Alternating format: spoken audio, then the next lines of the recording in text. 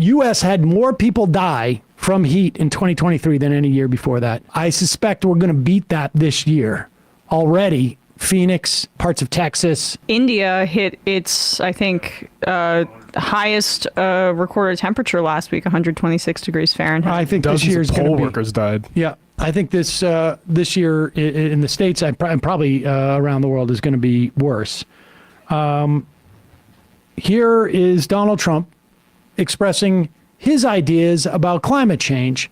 I give you Donald Trump sitting down with the Fox and Friends weekend crew. I really think other than nuclear weapons, which I think are the single biggest threat, not global warming, when they say that the seas will rise over the next 400 years, 1/8 of an inch, which means basically you have a little more beachfront property, okay? Think of it. The seas are going to rise. Who knows? But this is the big threat. I watched Biden the other night. It's the greatest existential. He loves that word because it's a big word, and he thinks he knows. He doesn't even know what the hell the word means. He goes, it's the greatest existential threat to our country, global warming. In the meantime, you get these maniacs with nuclear weapons that can do damage, which I won't even talk to you about. It's the greatest. There has never been anything like it, the power of weaponry today. It will be obliteration. And that's your real threat. Okay. Let's put aside for a moment that he pulled us out unilaterally of the Iranian nuclear deal. So in terms of like nuclear proliferation, grew under Trump. But you can ask the Pentagon as to what they perceive the greatest threat is. Also, this is simple math. In addition to the fact that it's not 1/8 of an inch over a couple hundred years, it's a couple of inches over the next 50 years. You don't get more beachfront property when there's more water.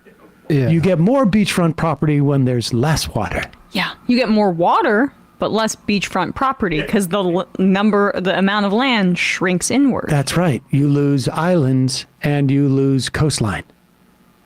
But that's just a simple... it's almost like he's not sincere. It's almost like he's just sort of shooting from the hip and just coming up with something fun to say in that moment. So the Washington Post reported around exactly a month ago that Donald Trump had a meeting with oil and gas executives at Mar-a-Lago, and he asked them to donate $1 billion to his campaign, and that he would give them tax breaks and halt the electric vehicle transition in exchange. Sheldon Whitehouse has called this a quid pro quo and that there might be investigations into it. But I don't know, maybe he might be a little bit compromised in his honest assessment of like the threat of climate change when he's offering to take literal bribes from oil and gas executives to get him elected. Well, it's also, I mean, it's that, and I think like if he acknowledged climate change as being a real thing, he would lose part of his voters. I mean, this is, when we talk about why, what's the red line where you would vote for Trump over Biden? And it has to do, these guys are both vessels on some level, has to do with the coalitions and the people who are going to be voting for him. And Donald Trump could not go out there and say that climate change is real. He probably doesn't believe it is. He has a financial interest in denying it as well. But he also, electorally, he can't do it. I mean, that's why I think Bobby Kennedy, when he was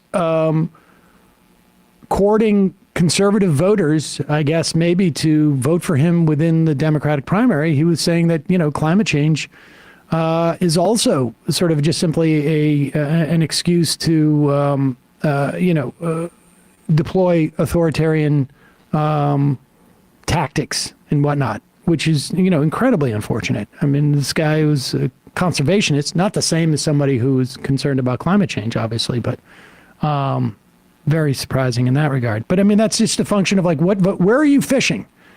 And that's his lore. Also really stupid when it comes to what happens when you raise the seawater. Folks, you can go and actually, do this experiment at home. Take something, put it into a bucket of water, maybe like a marble. Put a marble in. well, Or something bigger? I yeah, don't you know. need something bigger. Like, you take one of these and put it into a bucket of water and fill the water up to about halfway. Right. And then fill the water up, put in twice as much water, and see if you actually get more surface area from this bottle or less. It's a very simple science experiment that you can do at home. Hey, here's why I am such a fan of today's returning sponsor, Ground News. Ground News is a website and app developed by a former NASA engineer who's on a mission to give readers an easy, data-driven way to read the news. Every story comes with a quick visual breakdown of the political bias, factuality, and ownership of the sources that are reporting. Try it out for yourself at ground.news/majority or by using this QR code. Just look at this recent report on unemployment benefit applications remaining steady. Out of the 18 reporting outlets, only one leans right. You can see the ownership and factuality of information of the reporting outlets and even compare the headlines. Gives you a sense of who's reporting what. Ground News also has a blind spot feed, which highlights stories that are disproportionately covered by one side of the political spectrum. For me, ground.news is where I start my day when I'm looking at my news. And it gives me a chance of checking out stories that I might have missed. Ground News is a crucial tool for media transparency and literacy, and best of all, they're offering 40% off their Vantage plan, which includes unlimited access to all their amazing features for only $5 a month. So head to ground.news/majority or click on the link below to sign up and help support an independent news platform working towards a more transparent media landscape.